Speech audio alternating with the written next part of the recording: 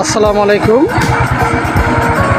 আসলে সাতক্ষীরার মাটিতে এই যে থাই আপেল, এই কুলটা মানে থাই কুল যেটা বলে, এটার সম্ভাবনা অনেক ভালো, অনেক ভালো।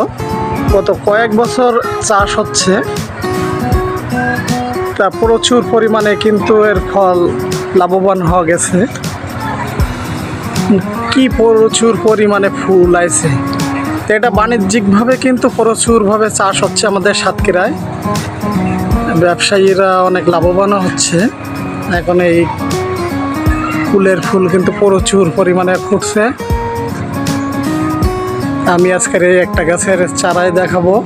এটা কিন্তু বেশি, এই কুল গাছটা কিন্তু বেশি বড় না। এটা হচ্ছে আমি কলবের কুল গাছ করছি, টক কুল ছিল গাছ। এই হচ্ছে মেন কুল গাছটা,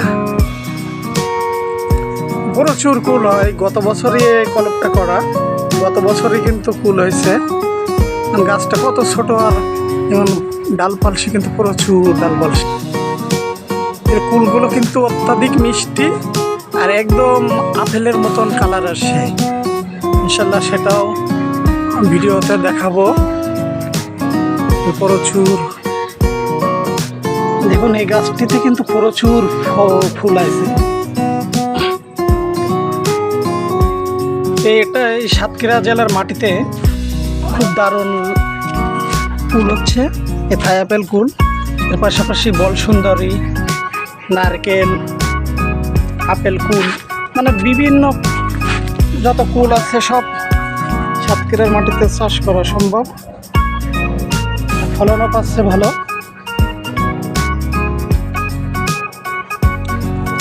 আর খুব কম দিনেই কিন্তু এটা ফল আসে।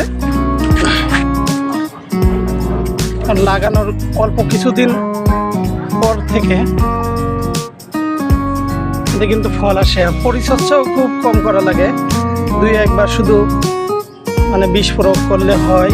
ফুল ফোটার আগে এবং পরে কত প্রচুর পরিমাণে ফুলে ফলে ভরা।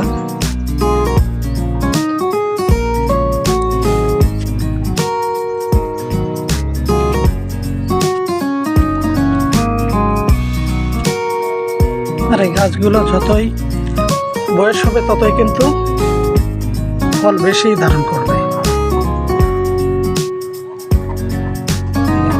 প্রচুর পরিমাণে কিন্তু ফুল আছে।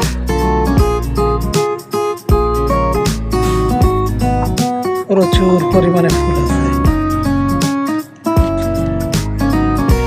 এই টোটাল গাছটাই যেমন গত বছরের অল্প কয়েকটা কুল হয়েছিল, এই 2 সিজনে এই গাছটা কলপ করা।